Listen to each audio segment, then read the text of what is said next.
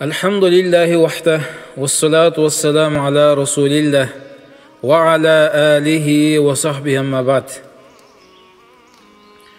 Eң obolu ulu жаратуучу, мээримдүү, ырайымдуу зат Аллах Таалага мактоолор, анын элчиси сүйүктүү пайгамбарыбыз Мухаммад саллаллаху алейхи ва салламга салам жана салаваттарды айтабыз. Мусулман бир тууган, мен мусулманмын. Менин Аллах Тааладан жана ахирет күнүнөн үмүтүм бар. Мен Аллах Таалага ыйман келтирдим деп тили менен гана айтып коюп, жүрөгүнөн башка нерсени максат кылган, жасаган, кылган амалдары, иштери ыймандуунун ичине такыр төпкөлбөй турган мунафыктардан айырмам бар менин.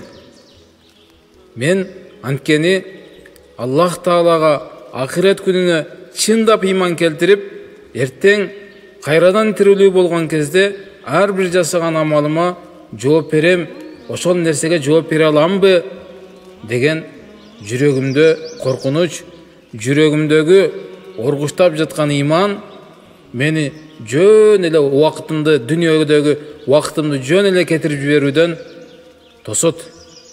Ибадатка, амалга, салих иштерге мени түртүп турат деген адам жасаган иштери дагы ыймандуу деген таразага төп келиш керек болот.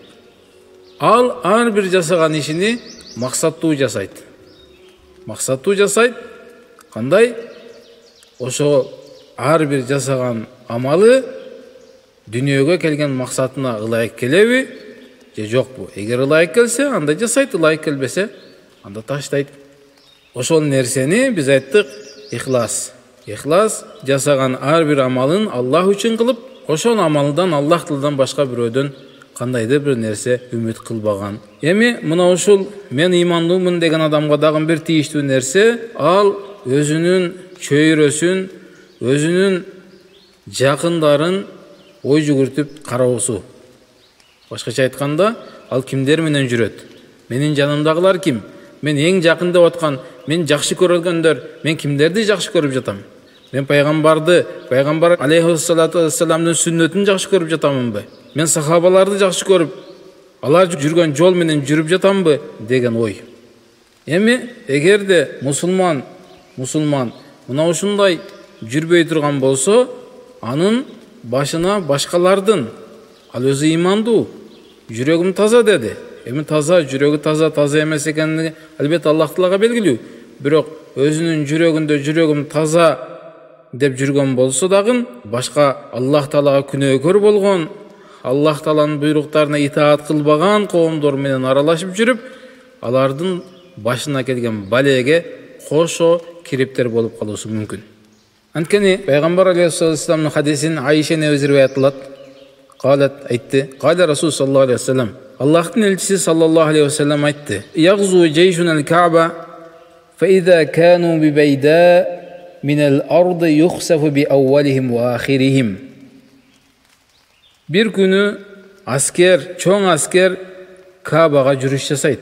Башкача айтканда, Кабаны талкалоону максат кылып, Кабага карай жол тартат. Качан алар Бибайда кенен бир жерге жеткен кезде, алардын авалгыларын дагы, акыркыларын дагы баарын жер жутуп салат. Калат Айша өз айтты: "Култу я Расулаллах, кайфа юхсафу би аввалихим ва ахирихим?" Мен айттым: "Эй Аллахтын элчиси, кантип алардын баарын, алдыңгыларын да, арткыларын дагы баардыгын жер жутуп салсын?" "Ва фихим асвакухум ва ман лейса минхум." Алардын арасында базарчылары бар эле, же аларга таптакыр тиешеси жоктор дагы бар эле го дедим. Каля Аллахтын элчиси саллаллаху алейхи ва саллям жооп берди: "Юхсафу би аввалихим ва ахирихим." Аввалкыларын да, акыркыларын дагы жер жутуп салат. "Сумма юб'асуна ала ниятихим." Кийин алар ниеттерине жараша тирилет деди. Муттафакун алейхи. Бухари жана Муслим риваят. Эми бул жердеги хадистеги бизге алына турган сабактардын биринчиси албетте мына ушул: мусулман өзү кимдер менен жүргөнүн, чөйрөсү кандай адамдар экендигине ой жүгүртүш керек болот. Анткени башка туура эмес, Аллах Таалага каршы жүргөн адамдардын арасында мына ушундай алардан эмес эле жана соодагерчилик, соода менен жүргөн адамдар алардын арасында бар экендигин пайгамбар алейхиссалам хадисинде айтты. Демек аларга келген жер жүтүү же болбосо башка балелердин бардыгына кошо шериктеш болуп кала берет дагы. Анан ниети эми бүгүнкү күндө айта берет, мен ниетим түз, менин жүрөгүм таза, мен жакшы ниетте кылдым эле деп. Бирок эми ниеттерди чыныгын, аныгын билүүчү Аллах Тааланын алдына барган кезде, демек ниетине жараша тирилет. Чынлап жүрөгү таза, чынлап түз ниетте болгон болсо, анда жакшы. Эгерде жөн эле сөз менен болгон болсо, анда Аллах Тааланын азабы албетте каттуу. Демек бул Кабага жортуул жасаган аскердин саны өтө көп экендигинин бир белгиси мына ушул ичиндеги базарчылар дагы чындап эле Кабага кол салып жаткандыгын билбегендей, ошолорго аралашып калган, алар менен чогуу эместер дагы кошо жүргөн, ушундай саны көп экендигинин белгиси деди. Бул Кабага биринчи жолу эмес, анткени буга чейин тарыхта биз билебиз, пайгамбар алейхиссалам төрөлөөдөн алдын ошол жылы Абраха өзү кол топтоп Кабаны таш талканын чыгарып талкалайм деп келе жаткан болот. Ошондо эң башында Махмуд деген пилди даярдап, аскердин кошунунун башында келе жатканда, ошол Махмуд деген пил келип баспай коет. Баспай койгондо Абраха анын кабарын бергенде ал айтат: "Жок, бара беребиз, Кабанын ташталганын чыгарайбыз, талкалайбыз" деп. Бирок алар көп жүрбөй, Аллах Таала Фил сүрөсүндө айтылат, не деди? Абабил деген куштарды жөнөтүп, аларга чоподон болгон таштарды ташташып, анан фажаалахум каасфим маакул деди. Жануарлар жалбыракты же чөптү жегендеги, чөптү майдалап тиштеп жегендеги майдаланган сыяктуу алардын денелерин ошол куштар ыргыткан таштар мына ушундай кылып салды деди. Эми мына ушул эле нерсе пайгамбар алейхиссаламдын Мадина шаарына барып, эң биринчи умра кылуу үчүн кайра Меккеге келип жаткан учурунда Худайбия деген жерге жеткенде, Худайбия деген булак, ошол булактын атынан ошол жердин атынан Худайбия деген атты алып калган деди. Ошол жерге жеткенде пайгамбар алейхиссаламдын төөсү жатып алат, чөгүп. Анан айтышты: "Тур, хал" деп ошо төөнү тургузуу үчүн айтканда, ал ордунан турбай койду. Ошондо пайгамбар саллаллаху алейхи вассалам айтты: "Валлахи ма халатул касва ва ма зака лаха би хулуқин." Аллага касам ичем, касва жөндөн жөн эле жатып алган жок. Бул мунун адаты мындай эмес эле деп пайгамбар алейхиссалам айтты. Жана пайгамбар алейхиссалам ошол жерде не деди дагы? Бал хабасаха хабисул фил.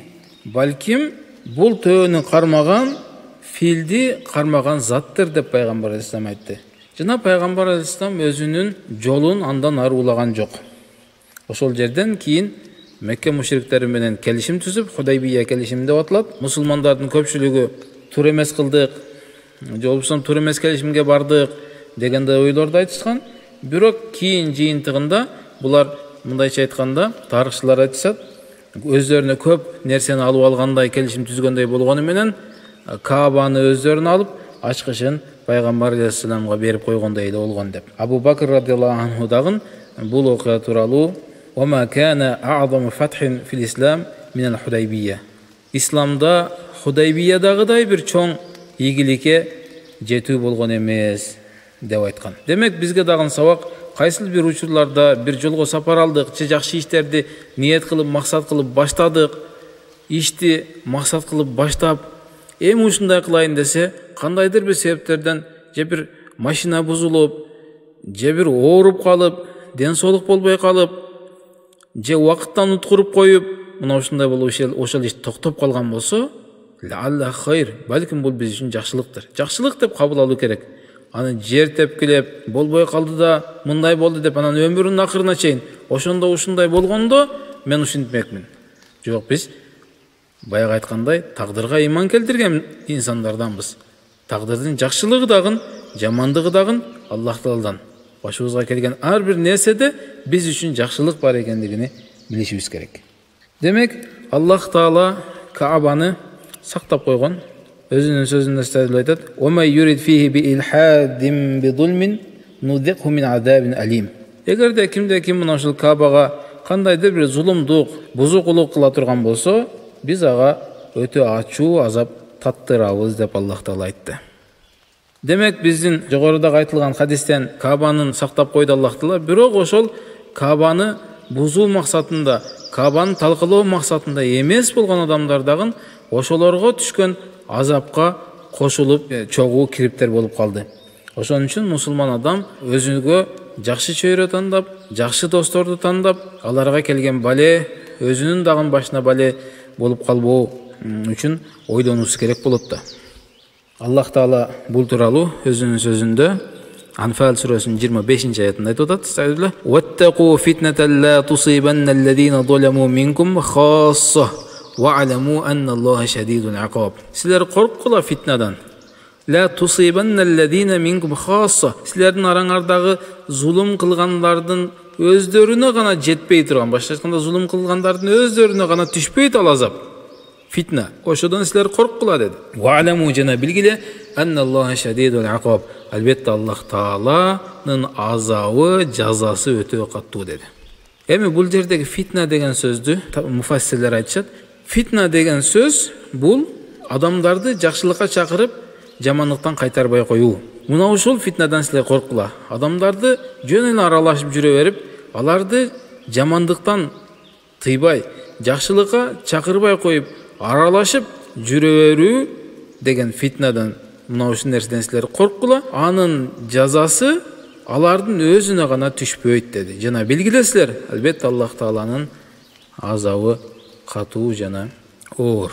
Демек мусулман адам, Аллахтан жана акыреттен үмүтү бар адам, ниетим түз деп аралашкан болсо, анда жакшылыкка чакырып, жамандыктан кайтарат. Эгерде жакшылыкка чакырып, жамандыктан кайтара албаса, анда жакшылык чакырып, жамандыктан кайтарган адамдардын арасына кошулуп, ошондой адамдарды өзүнө дос тутуусу керек болот.